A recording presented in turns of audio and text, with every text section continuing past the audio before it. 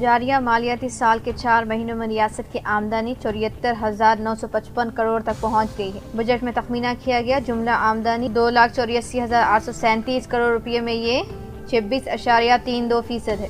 گزشتہ سال اسی مدت کے دوران 26.01% آمدنی ہوئی تھی۔ اس مرتبہ 0.31% آمدنی میں اضافہ ہوا ہے۔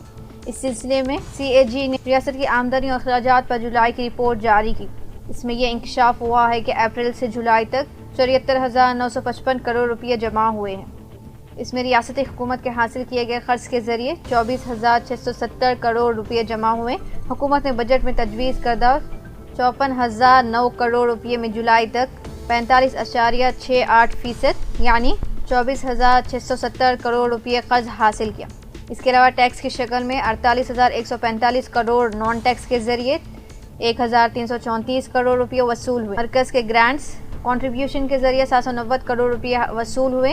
اشیاء اور خدمات ٹیکس یعنی جی ایس ٹی کے ذریعے 16,882 کروڑ، اسٹیمپس اینڈ رجسٹریشن کے تحت 5,063 کروڑ، سیل ٹیکس کے تحت 11,368 کروڑ، ریاستی ایکسائز ڈیوٹی کے تحت 6,347 کروڑ، مرکزی ٹیکس حصہ داری کے تحت 5,899 کروڑ روپے حاصل ہوئے ہیں۔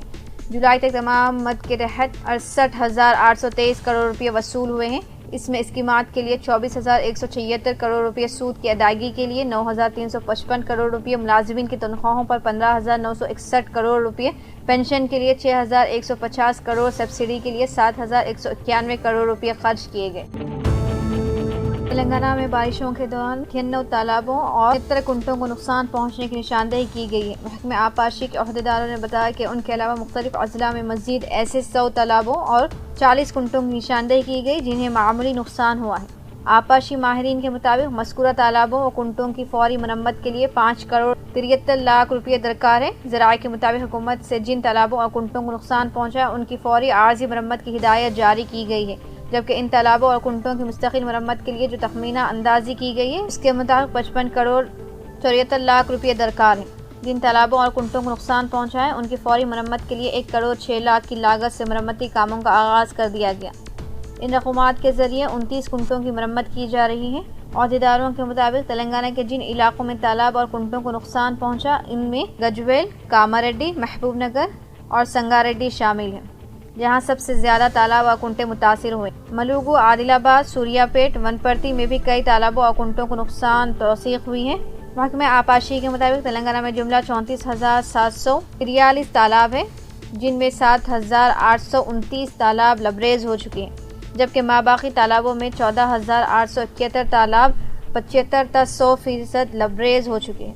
اس کے علاوہ 6,003 تالاب 50 تا 75% لبریز ہو چکے ہیں۔ 3,210 تالابوں میں 25 تا 50% پانی جمع ہو گیا ہے۔ 2,807 تالابوں میں 0 تا 25% پانی جمع ہے۔ محکمہ آبپاشی کے اعداد و شمار کے مطابق میدک میں سب سے زیادہ تالاب ہے، جن کی تعداد 1,144 ہے، جبکہ سب سے کم تالاب جے شنکر بھوپل پلی میں ہے، جہاں یہ تعداد محض 7 ہے۔ بارش کے تھمنے کے 24 گھنٹوں بعد جہاں تالابوں کی مرمت کا کام شروع ہو گیا، وہیں قومی شاہراہ نمبر 44 پر بھی تعمیراتی کاموں کا آغاز کیا گیا ہے۔ تاہم حیدرآباد کاماریڈی کی شاہراہ پر بھاری ٹریفک جام ریکارڈ لگا ہوا ہے۔ تفصیلات کے مطابق اس مصروف ترین شاہراہ پر اب بھی 15 کلومیٹر تک ٹریفک جام دیکھی جا رہی ہے۔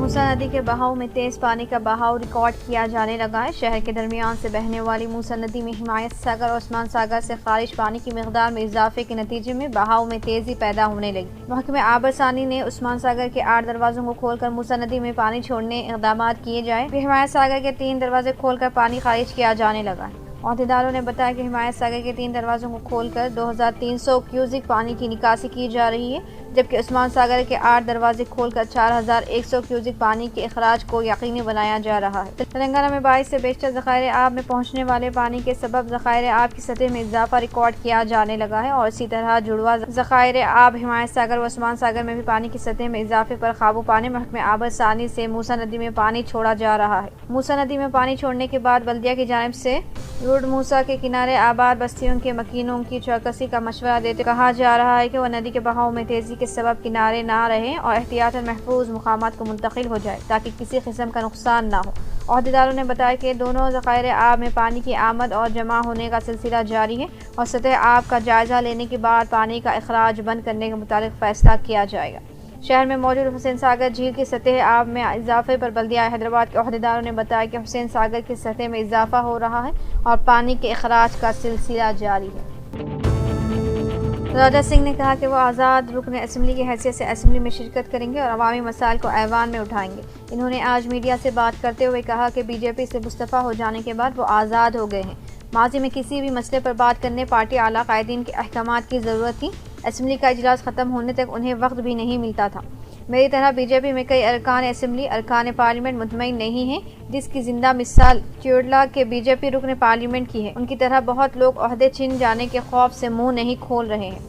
تلنگانہ میں بی جے پی کو اقتدار حاصل کرنے کے ماحول سازگار ہے، مگر چند قائدین بی جے پی کو نقصان پہنچا رہے ہیں۔ انہوں نے کہا کہ بی جے پی کے قومی قائدین سے ابھی تک انہیں کوئی احکامات وصول نہیں ہوئے، اگر وصول ہوئے تو اپنی شکایتوں سے انہیں واقف کرواؤں گا، اس کے بعد دوبارہ بی جے پی میں شامل ہوں گا۔ ورنگل ہرگز بی جے پی میں شامل نہ ہونے کا اعلان کیا۔ راجہ سنگھ نے کہا کہ پارٹی کے چند ارکان پارلیمنٹ اپنے اپنے لوک سبھا حلقوں میں ایک بھی رکن اسمبلی کو کامیاب نہیں بنا پائے۔ BC تحفظات بل سے مسلمانوں کو خارج کر دینے کا حکومت سے مطالبہ کیا۔ اگر کالیگشورم کی بے قاعدگیوں اور بدعنوانیوں کے لیے حکومت سنجیدہ ہے تو CBI کے ذریعے اس کی تحقیقات کرانے کا مطالبہ کیا۔ ایگل ٹیم نے مہندرا یونیورسٹی منشیات معاملے میں اہم پیش رفت اختیار کر لی ہے۔ تحقیقات کے دوران ایگل ٹیم نے پتہ لگایا کہ دہلی سے بذریعے کوریئر منشیات کو حیدرآباد منتقل کیا جا رہا تھا اور ایک ٹولی ان منشیات کو یونیورسٹی میں سربراہ کر رہی تھی۔ اس ٹولی کے منظر عام پر آنے کے بعد کئی انکشافات ہو رہے ہیں، جن میں سنسنی خیز انکشاف کوریئر سروس کے تعلق کیا گیا۔ موثوق ذرائع کے مطابق، جس کے باضابطہ سرکاری طور پر توثیق نہیں کی گئی، بتایا گیا کہ 100 کوریئر ایجنسیوں کے ذریعے گزشتہ 2 سال کے دوران 100 کروڑ مالیاتی منشیات کو منتقل کیا گیا۔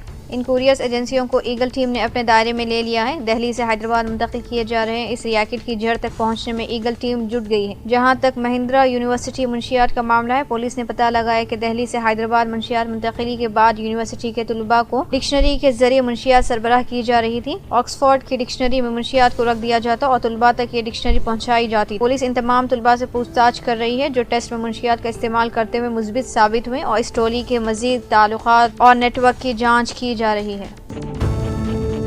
جوبلی اسمبلی حلقے کے ضمنی چناؤ میں کانگریس کی انتخابی مہم میں شدت پیدا کر دی گئی ہے۔ رحمت نگر ڈویژن کے تحت آج پارٹی قائدین اور کارکنوں کا اجلاس منعقد ہوا، جس میں ریاستی وزیر لیبر جی وویک وینکٹ سوامی، صدر نشین اقلیتی فائنانس کارپوریشن عبیداللہ کوتوال، سابق رکن پارلیمنٹ محمد اظہر الدین اور پردیش کانگریس کمیٹی کے ترجمان سید نظام الدین نے شرکت کی۔ رحمت نگر کے مقامی افراد نے مسلم قبرستان کے لیے جگہ الاٹ کرنے کی درخواست کے ساتھ یادداشت پیش کی۔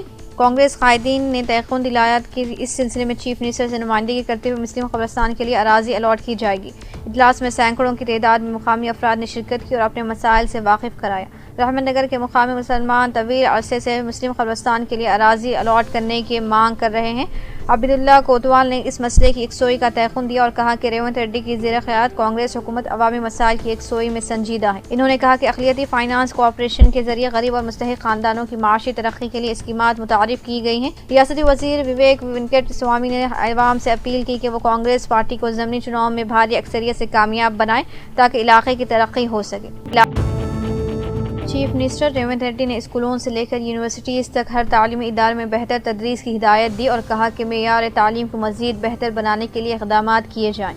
چیف منسٹر نے کہا کہ اسکولوں، کالجز اور پروفیشنل کورسز کے اداروں میں طلباء اور ٹیچنگ اسٹاف کے لیے چہرہ شناسی حاضری سسٹم کو لازمی قرار دیا جائے تاکہ طلباء اور اسٹاف کی باقاعدگی سے شرکت کو یقینی بنایا جا سکے۔ انہوں نے کہا کہ چہرہ شناسی حاضری سسٹم سے پیشہ ورانہ اداروں میں بدعنوانیوں اور بے عقائدگیوں کو روکا جا سکتا ہے۔ چیف منسٹر نے آج محکمہ تعلیم کی کارکردگی پر اعلیٰ سطحی اجلاس منعقد کیا۔ انہوں نے کہا کہ محکمہ تعلیم کے تحت اسکولوں میں اضافی کلاس روم، کچن، ٹوائلٹس اور 4 دیواری جیسے تعمیرات مختلف محکمہ جات کی جانب سے انجام دی جا رہی ہیں۔ چیف منسٹر نے کہا کہ تعمیرات کے معیار، نگرانی اور فنڈز کی منظوری کے علاوہ جواب دہی کے لیے تمام کاموں کو ایک ہی محکمے کے تحت ہونا چاہیے۔ چیف منسٹر نے ہدایت دی کہ ریاست کے تمام تعلیمی اداروں کی تعمیری سرگرمیوں کو education and welfare infrastructure development corporation کے ذریعے مکمل کیا جائے۔ انہوں نے دیگر محکمہ جات سے انجینئرنگ اور دیگر اسٹاف کو ڈیپوٹیشن پر حاصل کرنے کی ہدایت دی۔ چیف منسٹر نے کہا کہ دوپہر کے کھانے کی اسکیم کی بلز کی ادائیگی گرین چینل کے ذریعے की जाए और बिल्स की इजराई में कोई ताख़ीर न हो। चीफ मिनिस्टर ने स्कूलों में अम्मा आदर्श स्कीम के तहत सफाई के कामों से मुताबिक बिल्स की फौरी इजराई की हिदायत दी। इन्होंने अहदेदारों से कहा कि वो वुमेंस कॉलेज और गर्ल्स स्कूल में टॉयलेट्स की तामीरी कामों में तेज़ी पैदा करें और सोलार पैनल के जरिए पकवान के इंतजाम किए जाएँ। चीफ मिनिस्टर ने कहा कि तेलंगाना हुकूमत सरकारी स्कूलों में बेहतर तालीम की फराहमी को अव्वलीन तरजीह देती है। इन्होंने कहा कि ज़रूरत पड़ने पर फिजिकल एजुकेशन टीचर्स का कॉन्ट्रैक्ट के असास पर तकर्रुर किया जाएगा। हकामती स्कूल में मुख्तलिफ मसाइल पर तालिबात की काउंसलिंग के लिए खातून काउंसलर्स की खिदमात हासिल की जाएगी। चीफ मिनिस्टर ने कहा कि तालीम के शोबे के अखराजात को हुकूमत सरमायाकार तसव्वुर करती है। डिप्टी चीफ मिनिस्टर भट्टी विक्रमार्का ने मरकजी वजीर फाइनेंस निर्मला सीतारामन से तालीमी शोबे की तरक्की के लिए कर्ज की फराहमी के लिए नुमाइंदगी की। जिले वरंगल तहसीलदार बंदी नागेश्वर राव के घरों और दफातर पर छापों में तकरीबन 5 करोड़ 22 लाख रुपये मालियत की गैर कानूनी जायदादें बेनकाब हुई। CBI के मुताबिक एक आलिशान मकान जिसकी मालियत 1.15 करोड़, 17 एकड़ ज़राई ज़मीन इसकी मालियत 1,043 करोड़, 23 लाख मालियत का सोना, 92,000 रुपये की चांदी, 34 लाख की 4 कारें, 2 बाइक्स, कीमती घड़ियां और 16 लाख के घरेलू सामान के साथ साथ 30,000 नकद रकम बरामद हुई। मुलजिम को गिरफ्तार करके रिमांड पर भेज दिया गया। इस कार्रवाई से रेवेन्यू महकमे में हलचल मच गई है, जबकि मुतासिरीन ने खुशी का इजहार किया। कामारेड्डी में सैलाब मुतासरीन की मदद के लिए इक़दाम जारी है। जिला कलेक्टर आशीष संगवान ने ऐलान किया कि GR कॉलोनी के 48 मुतासरा घरों को फी का 14,500 रुपये की माली इमदाद दी जाएगी। कलेक्टर ने बताया कि हाउसिंग बोर्ड कॉलोनी में भी सर्वे जारी है ताकि किसी खानदान को इमदाद से महरूम न रखा जाए। इन्होंने अहदेदारों को हिदायत दी कि हर मुतासरा घर तक हुकूमत की इमदाद यकीनी तौर पर पहुँचाई जाए, क्योंकि मुतासरीन की बहाली हुकूमत की अव्वलीन तरजीह है। जिला कलेक्टर आशीष संगवान ने बारिश की वजह से कट गए ब्रिज का भी मुआयना किया और आर्जी तौर पर सड़क को बहाल करने की हिदायत दी।